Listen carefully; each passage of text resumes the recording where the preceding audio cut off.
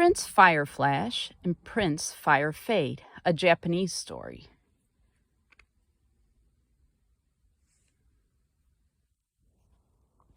Prince Fireflash was a fine fisherman. He caught things broad of fin and narrow of fin and knew the ways of the rivers and the sea.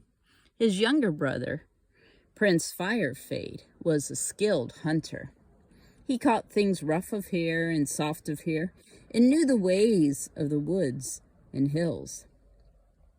One day, Prince Firefade said to his brother, "Why don't we exchange tools and try each other's work? I will lend you my bow and arrow and borrow your fish hooks."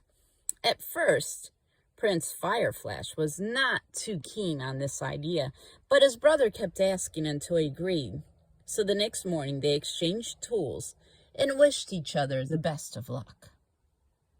Prince Fireflash didn't know the ways of the woods and hills and caught nothing all day. His brother had no success either, and what was worse, he lost the fish hook in the sea. When Prince Fireflash heard that his fish hook had been lost, he was very angry. So Prince Firefade took his long sword, broke it into pieces, and made 500 fish hooks.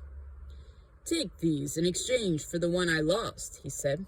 But Prince Fireflash refused to accept them. Then Prince Firefade made 500 more and offered them to his brother. Here are 1,000 fish hooks to replace one." But Prince Fireflash was still angry. "I won't have any except my own," he said. So Prince Firefade sat by the shore and cried bitterly. And along came the old man of the sea and asked why he was so unhappy. And Prince Firefade told him the story of the lost fish hook. "It's my own fault," he cried, "but I don't know how to make things right." The wise old man of the sea made a little boat out of braided bamboo leaves. "Sail out to sea until this boat begins to sink," he said. "Deep down beneath the waves you will find the palace of the Sea King, and there you will meet the Sea King's daughter who will tell you what to do." So Prince Firefade did as he was told, and when the little boat sank beneath the waves, he came to a palace shimmering with fishes' scales.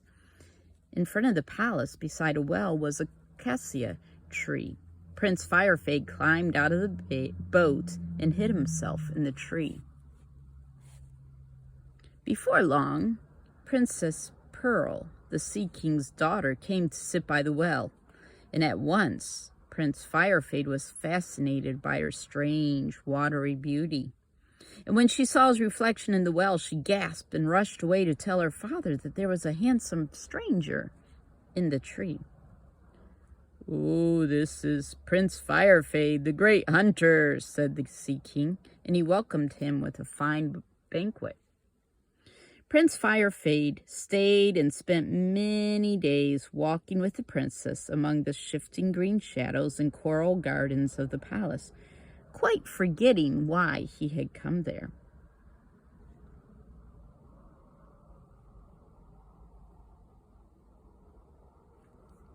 Soon they fell in love and were married, and for 3 years they lived happily together in their undersea home.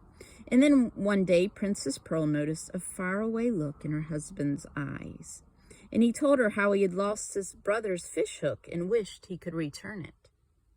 "Oh, I shall help you," said the princess. She went to the steps of the palace and summoned all the creatures of the sea, great and small. From the sunlit shallows and the darkest depths they came, and the water flashed silver with 1,000 fins and scales. "My husband wishes to find the fish hook of Prince Fireflash," and a lobster spoke up. "The Thai has been complaining of something stuck in his throat," he said, "but I don't see him here." So a messenger was sent to the Thai, who indeed did have a fish hook caught in his throat, and was feeling very sorry for himself. "Well, let me remove it for you," said Princess Pearl. She took the tide gently in her hands, and with her delicate fingers released the fishhook.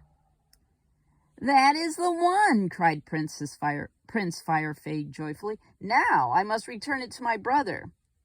And before Prince Firefade left, the Sea King gave him 2 jewels. "This one rules the flow of the tide," he explained. "And this one rules the ebb. If your brother is still angry with you, bring out the tide-flowing jewel and he will be drowned.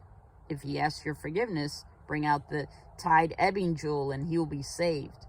And then the king called up a great sea dragon to carry Prince Firefade home.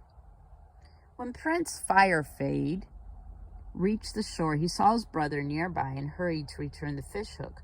But Prince Fireflash was still angry with him.